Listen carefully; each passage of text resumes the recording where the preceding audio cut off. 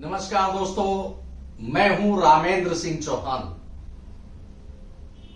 देश का यानी भारत का सबसे बड़ा प्रांत यानी 25 करोड़ की आबादी वाला उत्तर प्रदेश। उत्तर प्रदेश अपनी खासियत के कारण दुनिया भर में जाना और पहचाना जाता है। उत्तर प्रदेश का एक शहर है कानपुर, जिसे औद्योगिक शहर का दर्जा हासिल है। कानपुर को कभी एशिया का मैनचेस्टर कहा जाता था। बात करते हैं उत्तर प्रदेश की। उत्तर प्रदेश रोजगार के लिए, महंगाई के लिए और भी बहुत सारी चीजें हैं जिसकी वजह से उत्तर प्रदेश में अक्सर झंझावात के हालात दिखते हैं। उत्तर प्रदेश में मौजूदा समय में भारतीय जनता पार्टी की सरकार है और उत्तर प्रदेश के मुखिया मुख्यमंत्री योगी आदित्यनाथ है। किसी भी प्रदेश का विकास, उसका इंफ्रास्ट्रक्चर, उसका इंडस्ट्रियल ग्रोथ बहुत बड़ा मायने रखता है। उत्तर प्रदेश सरकार ने उत्तर प्रदेश को भारत का इंडस्ट्रियल हब बनाने की एक बड़ी कोशिश की है। जी हां, उत्तर प्रदेश सरकार अगले माह यानी एक माह बाद फरवरी के दूसरे सप्ताह में ग्लोबल इन्वेस्टर्स समिट करने जा रही है और यह समिट लखनऊ में होगी। यह इंडस्ट्रियल यानी यूं कहें कि यह पूरी दुनिया को यूपी में इन्वेस्टमेंट करने के लिए यानी इन्वेस्ट करने के लिए एक बड़ा आमंत्रण है। उत्तर प्रदेश सरकार इसके लिए दुनिया भर के दौरे पर रही पिछले दिनों और उत्तर प्रदेश सरकार के मुखिया मुख्यमंत्री योगी आदित्यनाथ पिछले दिनों निवेश के सिलसिले में मुंबई गए। मुंबई में रिलायंस ग्रुप के मुकेश अंबानी सहित कई बड़े उद्योगपतियों से मिले, बॉलीवुड की हस्तियों से मिले और इसी बीच इसके पहले यानी दिसंबर माह 2022 में उत्तर प्रदेश सरकार यानी यूं कहें कि अधिकतर मंत्री या यूं कहें दूसरे शब्दों में कि की पूरी सरकार दुनिया के दौरे पर थी और यह उसका दौरा था उत्तर प्रदेश में निवेश को आमंत्रित करने को लेकर, निवेश को लाने को लेकर। दुनिया के इस दौरे पर उत्तर प्रदेश सरकार के उप मुख्यमंत्री ब्रजेश पाठक, विधानसभा अध्यक्ष सतीश महाना सहित कई बड़े कद्दावर मंत्री, जिनमें राकेश सचान का भी नाम है और बहुत सारे मंत्री, यानी यूं कहें कि की पूरी कैबिनेट यानी पूरी सरकार विदेश के दौरे पर थी कि उत्तर प्रदेश में आइए और निवेश कीजिए, अपनी इंडस्ट्री लगाइए, कारोबार अपना कीजिए। या आमंत्रण देने गए थे उत्तर प्रदेश सरकार की ओर से दुनिया के बड़े उद्योगपतियों को। उत्तर प्रदेश सरकार को इसमें कामयाबी भी मिली। 7.12 लाख करोड़ के निवेश के प्रस्ताव उत्तर प्रदेश सरकार को दुनिया से मिले और इसी के साथ ही उत्तर प्रदेश के मुखिया मुख्यमंत्री योगी आदित्यनाथ मुंबई गए तो करीब 5 लाख करोड़ के निवेश के प्रस्ताव उनके सामने आए। इस तरह से देखा जाए तो उत्तर प्रदेश में 12 लाख करोड़ से अधिक के प्रस्ताव उत्तर प्रदेश सरकार को मिल चुके हैं। बड़े उद्योगपति उद्योग लगाना चाहते हैं उत्तर प्रदेश में और इसके लिए उनकी कोशिशें दिखी। उत्तर प्रदेश सरकार के मंत्री दुनिया के बड़े उद्योगपतियों से मिले, भारत के उद्योगपतियों से मिले और अब यह सिलसिला दुनिया के बाद दुनिया में वैसे देखें तो जो सरकार यानी उत्तर प्रदेश सरकार दुनिया के दौरे पर गई तो वह कनाडा भी गई, अमेरिका भी गई, Belgium, Sweden, Germany, France, UAE सहित दुनिया के कई देशों में उत्तर प्रदेश सरकार के मंत्रियों ने भ्रमण किया, रोड शो किया, उद्योगपतियों से मिले, सरकारों से मिले और उत्तर प्रदेश के लिए बड़ा निवेश लाने में उनको कामयाबी मिली। यह एक बड़ी बात है उत्तर प्रदेश के लिए, उत्तर प्रदेश सरकार के लिए, उत्तर प्रदेश की जनता के लिए। दुनिया की करीब 50 से अधिक बड़ी और नामचीन कंपनियां उत्तर प्रदेश में अपना निवेश करना चाहती हैं, निवेश की इच्छुक दिखें। यानी यूं कहें कि दुनिया की 50 बड़ी कंपनियां उत्तर प्रदेश में निकट भविष्य में अपने उद्यम स्थापित करेंगी। यह कहना कोई बड़ी बात न होगी, कोई अतिशयोक्ति न होगी, जैसा कि अभी तक अखबारों में दिखा, खबरों में दिखा, सुर्खियों में दिखा। इससे 7 लाख से अधिक युवाओं को रोजगार मिलेगा, इंडस्ट्री लगेगी, रोजगार मिलेगा। यह एक बड़ी बात है और किसी भी सरकार के लिए यह उद्योग लगवाना, निवेश लाना एक बड़ी चुनौती होती है। बात यह हो गई कि उत्तर प्रदेश में इन्वेस्टमेंट आना चाहिए। इसके लिए जरूरी है कि किसी भी देश और प्रदेश के लिए कि वहां का इंफ्रास्ट्रक्चर मजबूत हो। इसके लिए कुछ दिन पहले भारत सरकार के केंद्रीय सड़क, राजमार्ग एवं परिवहन मंत्री नितिन गडकरी उत्तर प्रदेश के दौरे पर आए थे।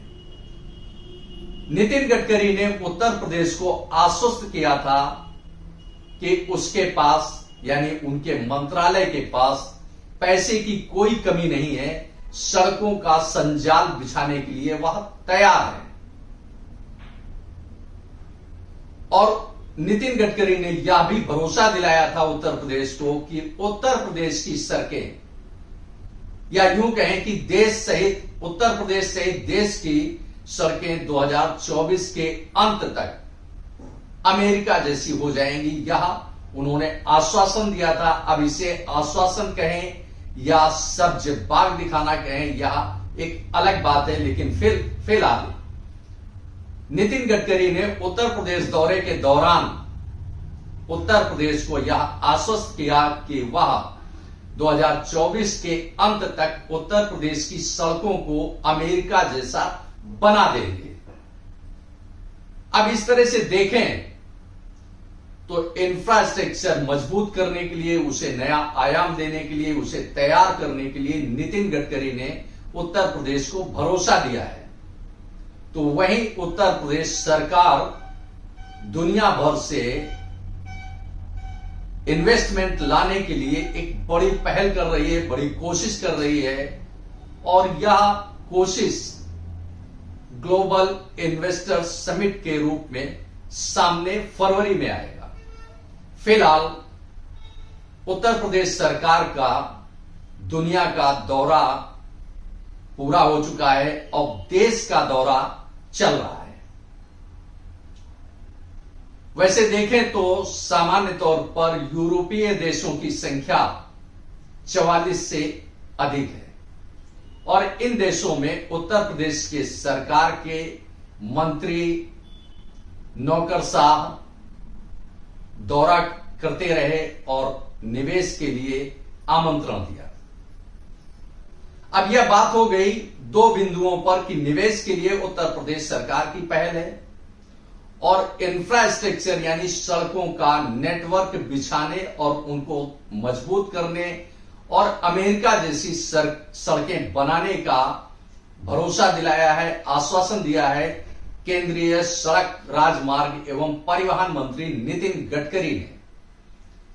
तो दो बिंदु तो हो गए कि इंफ्रास्ट्रक्चर मजबूत होगा, इंडस्ट्री आएगी, लोगों को कारोबार मिलेगा, रोजगार मिलेगा, लघु उद्योग चलेंगे, छोटी मोटी इकाइयां पनपेंगी, बहुत रोजगार। इससे 7 लाख तो रोजगार प्रत्यक्ष रूप से सरकार मान रही है कि 7 लाख लोगों को, 7 लाख युवाओं को रोजगार मिलेगा, जैसा कि खबरों में सामने आया।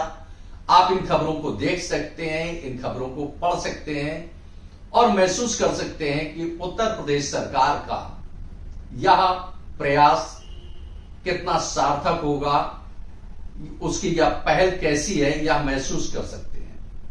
यह तो बात हो गई कि उत्तर प्रदेश सरकार क्या कर रही है और उसे क्या करना चाहिए जनहित में, जनता के हित में, आवाम के हित में, आबादी के हित में। अब एक बड़ा सवाल उठता है, वह सवाल उठता है कानून व्यवस्था का। कानून व्यवस्था उत्तर प्रदेश की आए दिन अखबारों में अपने हाल बयां करती रहती है। आपको बता दें, जब उत्तर प्रदेश सरकार यानी पूरा का पूरा कैबिनेट यूरोपीय देशों के दौरे पर था, उसी दौरान कानपुर यानी उत्तर प्रदेश का एक बड़ा शहर, औद्योगिक शहर कानपुर के पश्चिमी इलाके में एक क्षेत्र है रनिया। रनिया में एक युवक की थाने में पीट पीट कर हत्या कर दी गई। यह हत्या बाहर के लोगों ने नहीं की, बल्कि थाने में हुई और इसके लिए 9 पुलिसकर्मियों को यानी उत्तर प्रदेश पुलिस के 9 अफसरों को, पुलिसकर्मियों को निलंबित कर दिया गया। रनिया में पीट पीट कर मारे गए इस युवक का नाम था बलवंत सिंह। अब यह कानून व्यवस्था की एक बानगी है कि अपराधी था, अगर वह बलवंत सिंह अपराधी था तो न्याय के दरवाजे उसके लिए थे, न्यायालय उसको सजा देता, कानून अपना काम करता। लेकिन पीट पीट कर, वह भी थाने में पीट पीट कर हत्या कर दिया जाना कहां का न्याय है और कहां की यह न्याय व्यवस्था है। कानून के लिए कितना उचित था, कितना अनुचित था, यह देखना उत्तर प्रदेश सरकार का काम है। क्योंकि जिस देश में या प्रदेश में कानून व्यवस्था सुदृढ़ नहीं होती है, कानून का भय, चाहे वह नौकरशाहों पर हो, कर्मचारियों पर हो या आम आदमी में हो, कानून का भय सभी में होना चाहिए। बलवंत सिंह की रनिया थाने में जब हत्या की गई, उस समय उत्तर प्रदेश सरकार निवेश लाने के लिए यूरोपीय देशों की दौरे पर थी और 10-5 मिनट नहीं, घंटे, आध घंटे नहीं, करीब 4 घंटे रनिया थाना बलवंत सिंह की चीखों से गूंजता रहा। उसकी चित्कार से रनिया का पूरा रनिया हिल गया, लेकिन उसकी पीट पीट कर हत्या कर दी गई। अब एक बड़ा सवाल उठता है कि भले ही 9 पुलिसकर्मियों को सस्पेंड कर दिया गया हो, उनके खिलाफ कानूनी कार्रवाई की जा रही हो, लेकिन क्या बलवंत सिंह को वापस ला सकती है उत्तर प्रदेश सरकार? यह एक बड़ा सवाल उठता है। और इसके पहले अगर देखें तो उत्तर प्रदेश पुलिस का जो यह क्रूर नजरिया है, वह लखनऊ में भी देखने को मिला और गोरखपुर में भी देखने को मिला। आपके संज्ञान में ला दें कि पिछले कुछ समय पहले उत्तर प्रदेश की राजधानी लखनऊ में एक मल्टीनेशनल कंपनी के मैनेजर को पुलिसकर्मियों ने गोली मार दी थी। अगर मल्टीनेशनल कंपनी के कर्मचारी मैनेजर ने कोई गैर कानूनी काम किया था, गैर कानूनी हरकत थी, तो उसके लिए कानून था हत्या करना, और वह भी पुलिसकर्मी द्वारा हत्या करना निहायत लज्जाजनित है। और उसके बाद जो हालात दिखे कि उस पुलिसकर्मी ने अपने आप को हीरो की तरह पेश करने की कोशिश की सोशल मीडिया पर, तो पुलिसकर्मी या पुलिस विभाग, उत्तर प्रदेश का पुलिस विभाग अगर अपने आप को हीरो साबित करना चाहता है तो उसे हीरो जैसे कुछ काम करने होंगे जो समाज में दिखने चाहिए। समाज उसे हीरो बनाता है, न कि सोशल मीडिया पर फोटो या वीडियो अपलोड करने से वह हीरो बन जाएगा। इसी तरह से कानपुर के एक व्यापारी का, कारोबारी का, उद्योगपति का गोरखपुर में एक होटल में कमरे में घुसकर उसकी हत्या कर दी गई थी। या तीनों इलाके ऐसे हैं, चाहे गोरखपुर हो या लखनऊ हो या कानपुर, या तीनों क्षेत्र ऐसे हैं, तीनों शहर ऐसे हैं जहां से प्रभाव दिखता है। उत्तर प्रदेश की राजधानी लखनऊ, जहां की पूरी सरकार बैठती है, जहां से पूरे प्रदेश को संचालित किया जाता है, पूरे प्रदेश की कानून व्यवस्था देखी जाती है, उसी उत्तर प्रदेश की राजधानी लखनऊ में मल्टीनेशनल कंपनी के मैनेजर को गोली मार दी जाती है, और गोली मारने वाला पुलिस वाला होता है।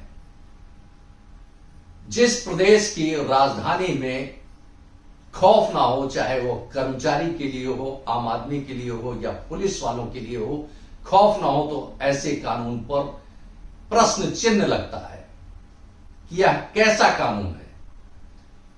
या तो बात हो गई लखनऊ की कि जहां सरकार बैठती है, उत्तर प्रदेश सरकार बैठती है, और वहां मल्टीनेशनल कंपनी के मैनेजर को गोली मार दी जाती है, और गोली मारी जाती है एक पुलिसकर्मी द्वारा। तो या तो राजधानी की बात हो गई, जिसे यूपी की कैपिटल कहा जाता है, यूपी की कैपिटल है। अब दूसरी बात करते हैं गोरखपुर की। गोरखपुर से उत्तर प्रदेश के मुख्यमंत्री योगी आदित्यनाथ आते हैं। फौरी तौर पर देखें तो उत्तर प्रदेश का गोरखपुर मुख्यमंत्री योगी आदित्यनाथ का गृह जनपद है। वह उसी क्षेत्र से आते हैं, और यह एक बड़ी घटना जो गोरखपुर में हुई कि एक होटल के कमरे में कानपुर के एक उद्योगपति, एक कारोबारी, एक व्यवसायी की गोली मारकर हत्या कर दी गई थी, यह गोरखपुर का मामला था। और गोरखपुर से उत्तर प्रदेश के मुख्यमंत्री योगी आदित्यनाथ आते हैं। अब बात करते हैं कानपुर की।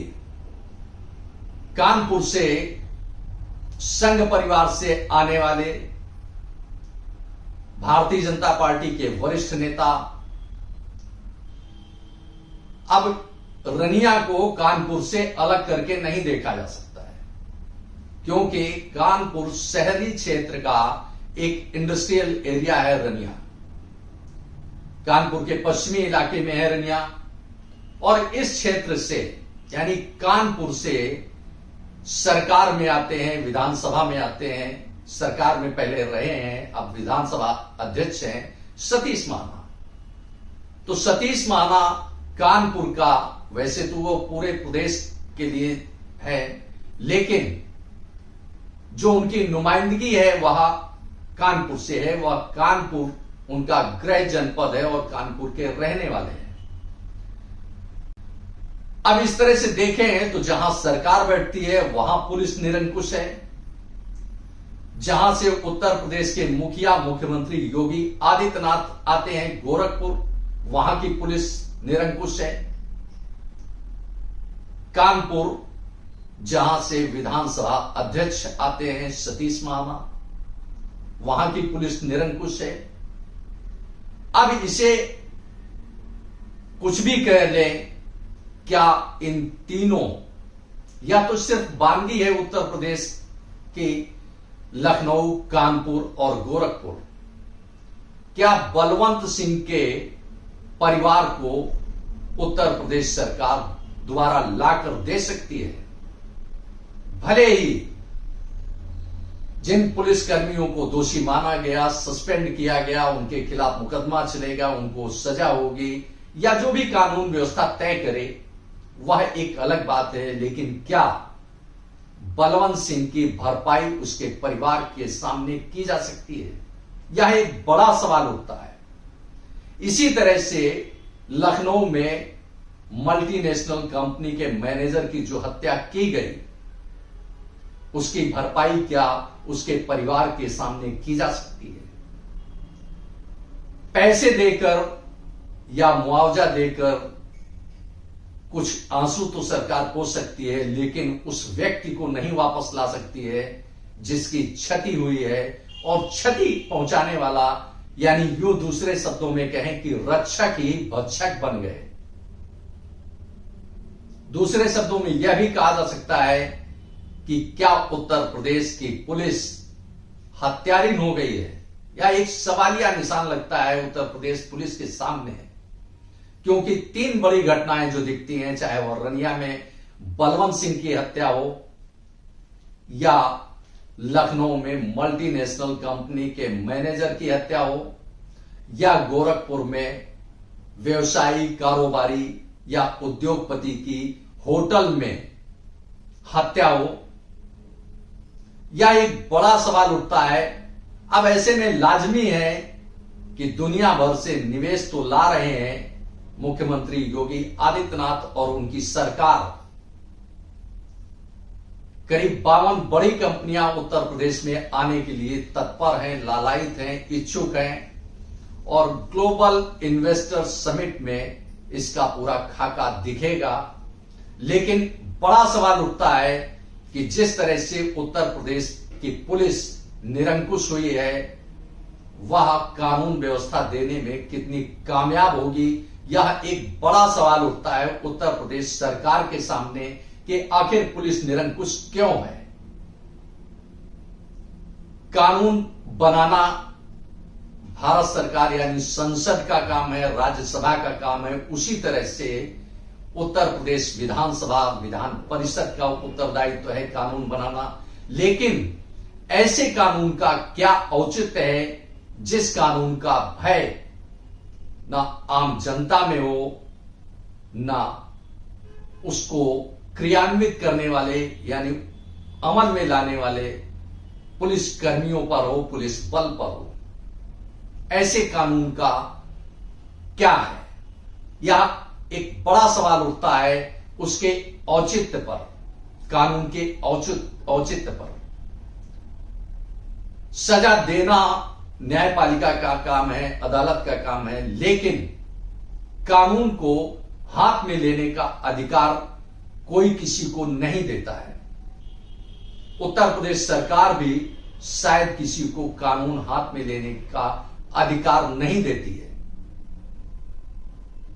तो इस तरह से बड़े सवाल उठते हैं कि आखिर उत्तर प्रदेश में निवेश आएगा, जैसा कि अखबारों में है, सुर्खियों में है, करीब 12 लाख हजार करोड़ का इन्वेस्टमेंट यूपी में आने की स्थिति दिख रही है।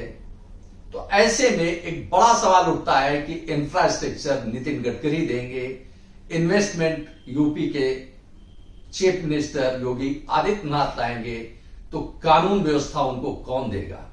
उनकी सुरक्षा की गारंटी कौन देगा जब पुलिस खुद ही हत्यारी बन जाए?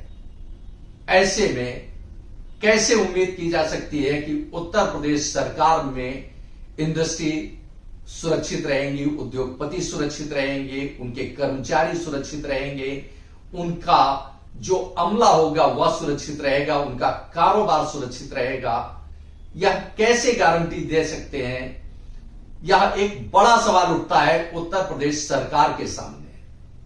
इन्वेस्टमेंट लाना, इंडस्ट्रियल हब बनाना, उद्योगपतियों से मिलकर उनको उत्तर प्रदेश में निवेश के लिए राजी करना, इंफ्रास्ट्रक्चर देना, बहुत कुछ तो सरल है, लेकिन जो कानून व्यवस्था पर एक बड़ा सवाल उठता है, वह सवाल बहुत कुछ कटघरे में स्वतः खड़ा कर देता है।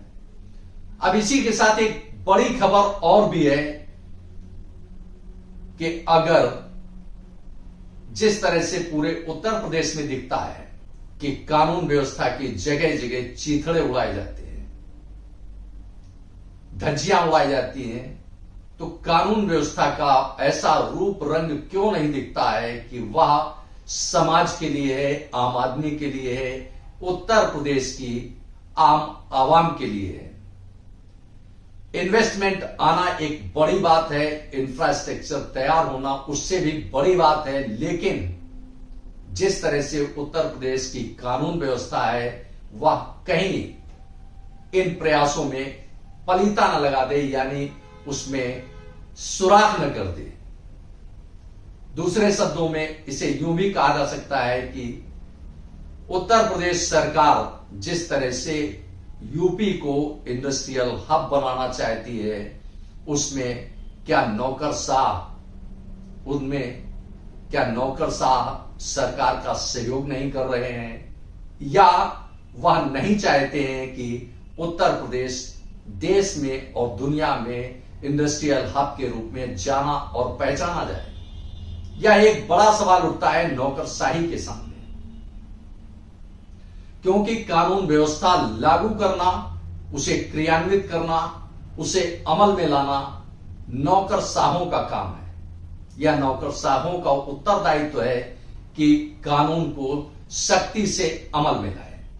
जो पूरे परिदृश्य में दिखा, जो हालात दिखे, उसमें तो ऐसा दिखता है कि कानून का भय ना तो आम आदमी को है और ना ही सरकार के कारिंदों को है। आम आदमी से आशय यह है कि जो देश की आवाम है वह कई बार बदरंग दिखती है। इसमें छोटा सा उदाहरण आप देख सकते हैं कि कानपुर में 3 वर्षों से पार्किंग के स्टैंड निरस्त चल रहे हैं, कैंसिल हैं, जैसा कि खबरों में पिछले दिनों दिखा। लेकिन दबंग बाकायदे स्टैंड चला रहे हैं, पार्किंग से वसूली कर रहे हैं। या कानून व्यवस्था के मुंह पर एक बड़ा तमाचा है कि आखिर कैसी कानून व्यवस्था है कि जो दबंग अवैध वसूली कर रहे हैं और पुलिस प्रशासन की निगाह उन तक नहीं पहुंचती है। सरकारी विभाग, चाहे वह नगर निगम हो या उत्तर प्रदेश पुलिस का कोई महकमा हो, यह कहकर अपनी जिम्मेदारी से नहीं बच सकते हैं कि पत्र लिखा गया है और कार्रवाई के लिए दोबारा पत्र लिखा जाएगा। यह उनका भी नैतिक दायित्व है, नैतिक उत्तरदायित्व है कि वह अवैध रूप से चल रहे किसी भी काम धंधे को रोके। यह उनका उत्तरदायित्व है। तो पूरा का पूरा सिस्टम देखने के बाद एक बार फिर वही सवाल उठता है कि उत्तर प्रदेश सरकार इन्वेस्टमेंट ला रही है इंडस्ट्रियल हब बनाने के लिए यूपी को, और नितिन गडकरी उत्तर प्रदेश को इंफ्रास्ट्रक्चर देने के लिए पूरी तरह से तैयार हैं। ऐसे में कानून व्यवस्था कैसी होगी, और कानून व्यवस्था जब तक सुदृढ़ नहीं होगी तब तक इंडस्ट्रियल हब बनाना उत्तर प्रदेश को थोड़ा सा मुश्किल अवश्य लग रहा है। क्योंकि अगर कानून व्यवस्था सख्त नहीं होगी और निष्पक्ष नहीं होगी, सख्त होने से आशय यह है जो दोषी हो उसके खिलाफ ही कार्रवाई होनी चाहिए, जो दोषी ना हो उसका उत्पीड़न भी नहीं होना चाहिए। अगर ऐसा नहीं होता है तो नामुमकिन है उत्तर प्रदेश को इंडस्ट्रियल हब बनाना। तो अब अगर आवश्यक है तो निवेश आएगा, इंडस्ट्री लगेगी, इंफ्रास्ट्रक्चर मजबूत होगा, तो उसी के साथ ही आवश्यक है कि उत्तर प्रदेश की कानून व्यवस्था भी चाक चौबंद हो। पूरे चीन में देखिए, जब तक कानून व्यवस्था दुरुस्त नहीं होगी तब तक आप विकास की रफ्तार नहीं पकड़ पाएंगे। यह निश्चित रूप से है, और कानून व्यवस्था को सुधारना उत्तर प्रदेश शासन का काम है, उत्तर प्रदेश सरकार का काम है। आपने इस वीडियो को देखा, आपको यह वीडियो कैसा लगा कमेंट बॉक्स में हमें अवश्य बताएं। वीडियो को शेयर करें। यदि आप हमारे चैनल पर नए हैं तो हमारे चैनल को सब्सक्राइब करें, जिससे हमारे आने वाले वीडियो, आने वाले नोटिफिकेशन आपको मिल सके। दोस्तों, वीडियो को लाइक करना ना भूलें। आप लाइक करते हैं तो हमारा प्रोत्साहन होता है, हमारा मोटिवेशन होता है। आपने वीडियो को देखा, आपका बहुत बहुत धन्यवाद। Thank you. जय हिंद, जय भारत।